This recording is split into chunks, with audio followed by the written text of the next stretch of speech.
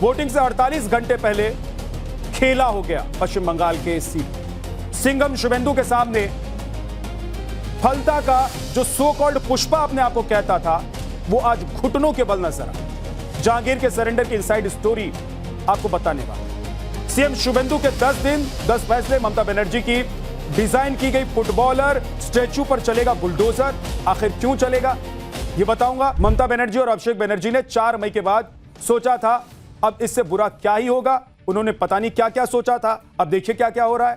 लेकिन लग रहा है कि हर बीतते दिन के साथ दीदी की मुश्किलें कम होने का नाम नहीं ले रही, बल्कि बढ़ती जा रही है मुश्किल। बंगाल हार के बाद टीएमसी को जिस फलता सीट से उम्मीद थी, वहां खेला शुरू होने से पहले ही खत्म हो गया है। फलता में रीपोलिंग के 48 घंटे पहले टीएमसी उम्मीदवार जहांगीर खान ने मैदान छोड़ दिया। लेकिन जहांगीर ने ऐसा क्यों किया, जहांगीर का मूव किसी को अभी तक पच नहीं रहा है, समझ में नहीं आ रहा है। लेकिन सच्चाई यह है कि ममता और अभिषेक बनर्जी का बेहद करीबी बताया जाने वाला जहांगीर वो साफ कह रहा है कि वो चुनाव नहीं लड़ना चाहता। हैरानी तो इस बात से है कि मैदान छोड़कर भागने के फैसले के बारे में जहांगीर ने पार्टी में किसी से बात तक नहीं। हालत यह है कि कल तक टीएमसी वाले जिसे पुष्पा बोला करते थे, वो अपने नेता को अब डरपोक बता रहे। यह मेल्टडाउन है बंगाल में। आप समझें इसको कि चुनाव से नाम वापस लेने के साथ जहांगीर की बोली भी अब बदल गई। मतलब जो जहांगीर बस 20 दिन पहले तक आईपीएस अफसर अजय पाल शर्मा को धमकी देता हुआ दिखाई दे रहा था कि खेला होगा, पिक्चर अभी बाकी है, पुष्पा झुकेगा नहीं, यह सारी डायलॉगबाजी रखी की रखी रह गई। जहांगीर लड़ता क्या, मैदान से ही भाग खड़ा हो गया। वजह यह बताया गया है कि सीएम शुभेंदु ने फलता के बारे में बहुत अच्छा सोच रखा है। गजब है भाई। जहांगीर खान के दौड़ से बाहर होने के बाद ममता कैंप पे खलबली मची। ममता के कालीघाट वाले घर में टीएमसी नेताओं का तांता लगा हुआ है, क्योंकि जहांगीर के अगले मूव से शायद टीएमसी बहुत डरी हुई। दीदी क्या प्लानिंग कर रही हैं, यह आपको आगे बताने वाला। उधर शुभेंदु अधिकारी को बंगाल की सत्ता संभाले 10 दिन का समय हो गया है। शुभेंदु सरकार फुल फॉर्म में है। इन 10 दिनों में यूपी के सीएम योगी आदित्यनाथ के मॉडल पर सीएम शुभेंदु ने ताबड़तोड़ फैसले लिए और फैसले से ज्यादा नीट एंड क्लीन बंगाल की मैसेजिंग कर दी। सड़क पर नमाज पर रोक, लाउडस्पीकर का डेसिबल तय करना, बकरीद पर खुलेआम कुर्बानी पर रोक लगाना, अवैध अतिक्रमण पर ताबड़तोड़ बुलडोजर चलाना, यह सब जारी है पश्चिम बंगाल। चुनाव के दौरान बीजेपी ने घुसपैठ का मुद्दा उठाया और 45 दिन की डेडलाइन तय की। वादा किया कि 45 दिन के भीतर बीएसएफ को जमीन सौंपकर फेंसिंग की जाएगी। अब इसके लिए एक्शन भी शुरू हो गया है। बॉर्डर पर अधिकारी पेपर लेकर जमीन पर बैठे हुए हैं और लोगों से बात कर रहे हैं।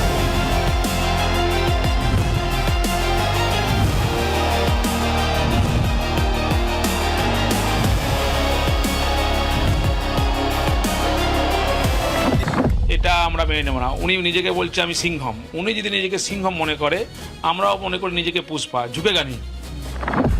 আর কোথায় গেলেন তথাকথিত পুষ্পা নাকি নাম? ডাকাতটা কোথায়? কোথায় পুষ্পা? সেই জন্য আমি আগামী 21শে মে যে রিপোল আছে, সেই রিপোলের কন্টেস্ট থেকে আমি নিজেকে दूरे सरिए दिलाम। देखिए बहुत सारे लोग पुष्पा बनते हैं, कभी कुछ बनते हैं, लेकिन पुष्पा तो खुश हो गया इस बार।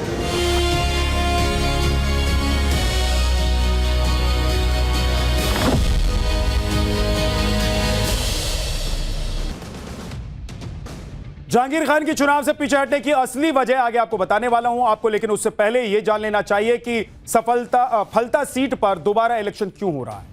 दरअसल फलता में 29 अप्रैल को विधानसभा चुनाव के दूसरे चरण में मतदान हुआ था, जहां कई वोटिंग सेंटर्स में गड़बड़ी की शिकायतें सामने आई थी। कई ईवीएम पर बीजेपी के सिंबल पर टेप चिपका दिया गया था। इस सीट से टीएमसी के जहांगीर खान मैदान में थे। गड़बड़ी के बाद चुनाव आयोग के आदेश के बाद वोटिंग रद्द हो गई थी और अब यहां पर 21 मई को दोबारा वोटिंग होती।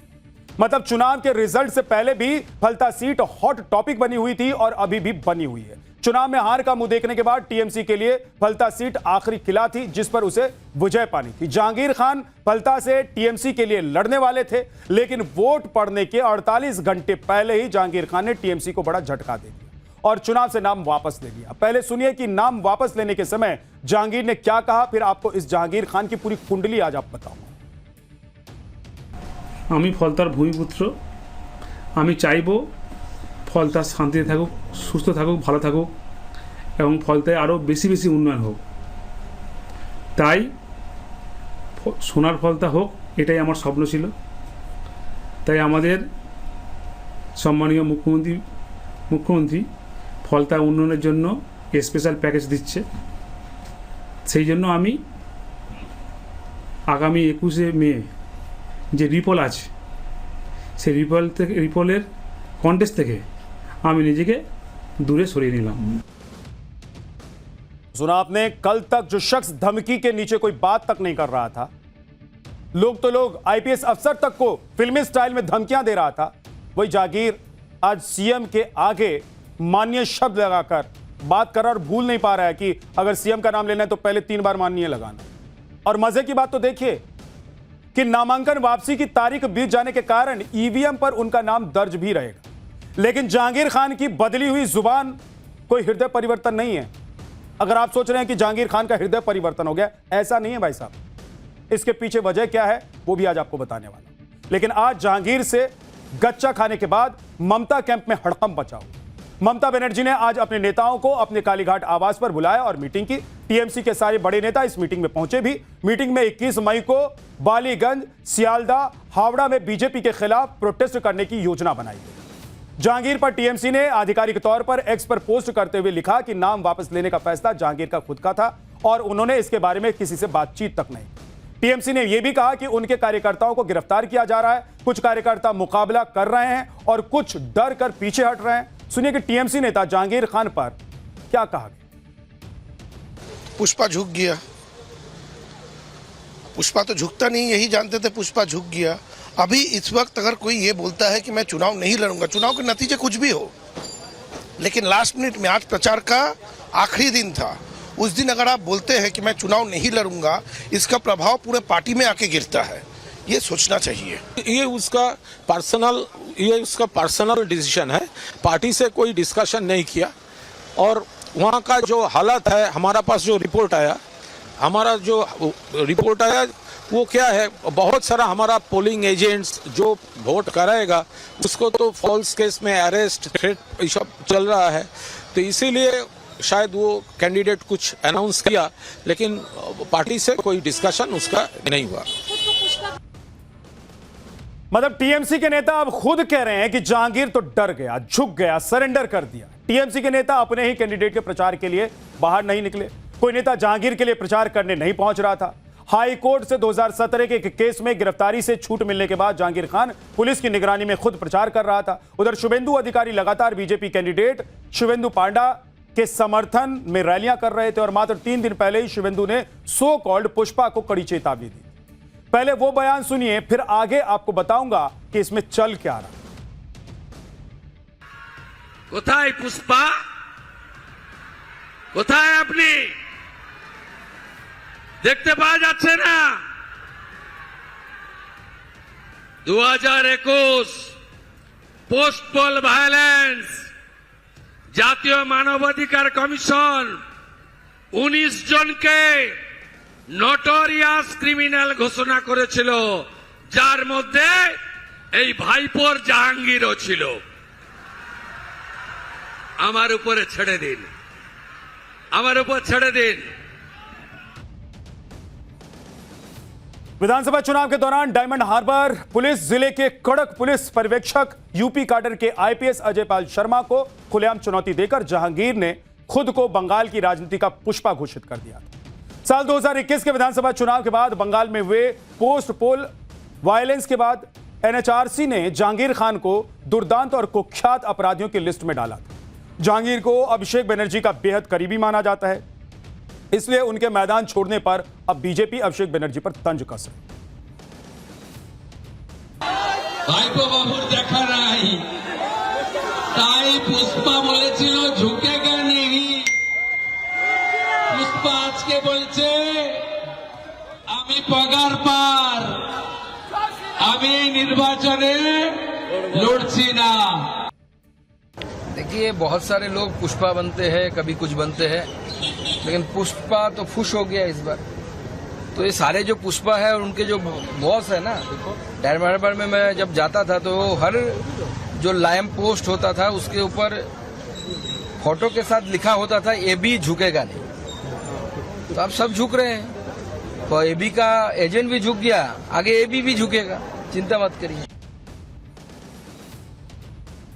पश्चिम बंगाल में शुभेंदु सरकार फुल फॉर्म में है। अभी सरकार बने सिर्फ 10 दिन हुए हैं, लेकिन इन 10 दिनों में यूपी के सीएम योगी आदित्यनाथ के मॉडल पर सीएम शुभेंदु ने ताबड़तोड़ फैसले लिए हैं। शुभेंदु सरकार ने सड़क पर नमाज पढ़ने पर रोक लगा दी, धार्मिक स्थलों पर लाउडस्पीकर की लिमिट तय कर दी, वंदे मातरम को सभी स्कूलों में गाना जरूरी कर दिया, आने वाले बकरीद पर खुले में कुर्बानी पर रोक लगा दी है, अवैध मदरसों पर सख्त एक्शन की तैयारी में है, अतिक्रमण और अवैध निर्माण पर बुलडोजर गरजना शुरू हो चुका है।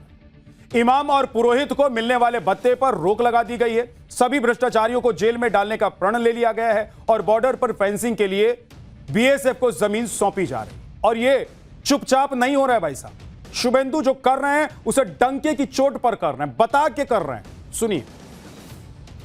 जैसे शांतनु सिन्हा विश्वास अंदर में है, सुजीत बोस अंदर में है, आने वाला दिन में सब भ्रष्टाचारी को जेल के अंदर डालने का काम कानूनी तरीके से भाजपा सरकार करेगा।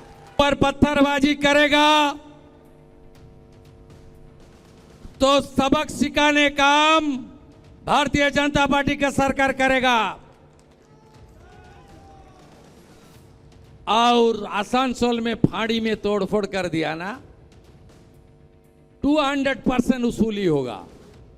जो किया है उसको पकड़ से निकाल के करूंगा। आपने जो आस्था का केंद्र है उनकी प्रीमिसेस का अंदर रखिए ना भाई। सुबह 4 बजे से क्यों ये सब कर रहा है? बंगाल में तुष्टीकरण का राजनीति नहीं होगा। सरकार का काम इमाम मुअज्जम पुरोहित का भाता डिस्ट्रीब्यूशन है ना, एडुकेशन का अच्छा करना है। इमाम मुअज्जम को भाता देना है ना नौकरी देना है। आज कैबिनेट ने सब रिलीजियस भाता बंद कर दिया। जितना भी मां, बेटी, बहन, दीदी के ऊपर अत्याचार हुआ उसको कानूनी तरीके से शिकंजा कसने का काम करेगा। शुभेंदु सरकार ऐसे ऐसे फैसले ले रही है कि आप कभी सोच भी नहीं सकते थे कि बंगाल में ये सब हो जाएगा। लेकिन बीजेपी की सरकार आई, पूर्ण बहुमत के साथ सरकार आई और शुभेंदु अधिकारी मुख्यमंत्री बने, तो उसके बाद योगी मॉडल के तर्ज पर कैसी वो पश्चिम बंगाल में अब भ्रष्टाचार और तमाम ऐसी चीजों को खत्म कर रहे हैं जिससे लोग परेशान। और आपको यह भी बता दूं कि शुभेंदु अधिकारी ने सड़क पर कोई भी धार्मिक आयोजन नहीं होगा, यह ऐलान कर दिया। उन्होंने कह दिया कि सड़क धार्मिक आयोजन के लिए नहीं है भाई। आप देख लीजिए, अपने अपने प्रेमिसेस में कर लीजिए।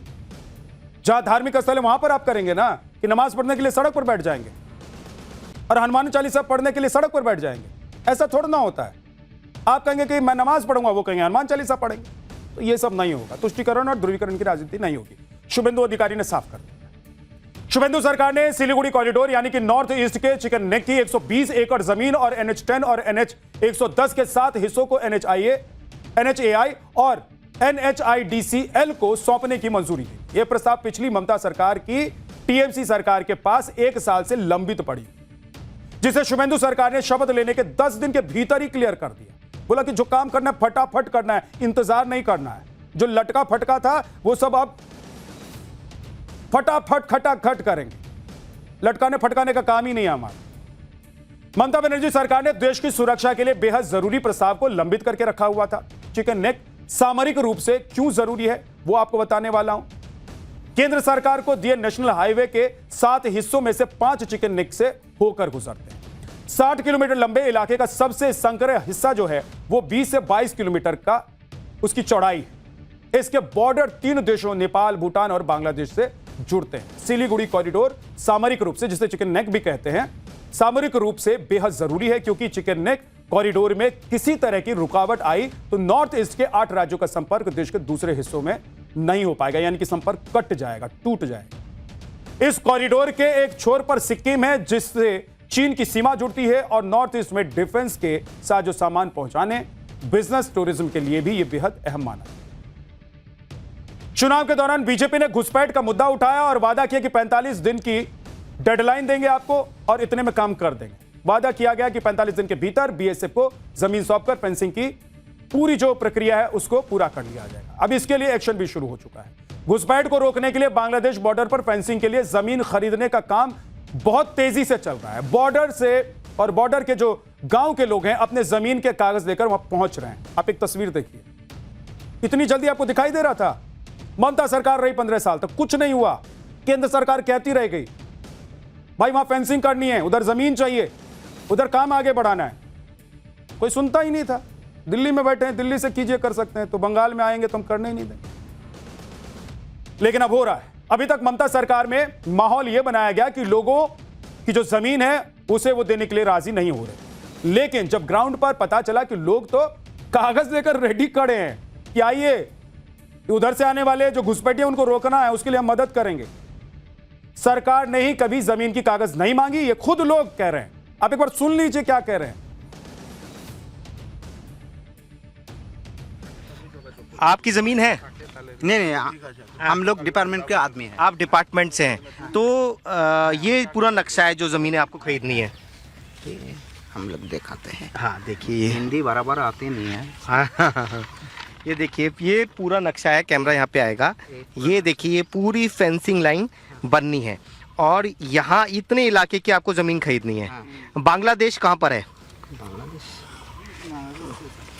बांग्लादेश देखिए, ये पूरा बांग्लादेश है और ये मालदा ज़िले की ज़मीन है जिसे फेंसिंग लाइन के लिए इस लाइन से ख़रीदा जा रहा है। ये अपनी रजिस्ट्री की कॉपी लेके आए और अपनी ज़मीन दे रहे हैं। तो आपको आप ज़मीन दे रहे हैं, तो हमारी ज़मीन। हाँ, तो ये आप लोग खुशी खुशी दे रहे हैं? खुशी खुशी। अच्छा, और ये आप लोगों की मांग भी थी क्या कि यहाँ फेंसिंग लगनी चाहिए ताकि गांव सिक्योर हो जाए? স্যার আমিও তো বুঝতেই পারছি না কথা। ওর চাইए, हाँ घेरा चाहिए, बांध रोड घेरा चाहिए, यानी कि फेंसिंग चाहिए आप लोगों को। चाहिए। वो पहले क्यों नहीं दे पाई, सरकार ले पाई? सरकार नहीं लेगा तो कैसे? सरकार तो चले ना, सरकार लेना ही नहीं चाहती थी पहले। हम तो बहुत दिन से बोलते हैं कि आप रास्ता बनाओ, हम सुरक्षित रहेगा। तो सरकार लेगा तब ना हम देगा। ममता सरकार तो लेवे नहीं करता है, खाली पिलर करके चला गया।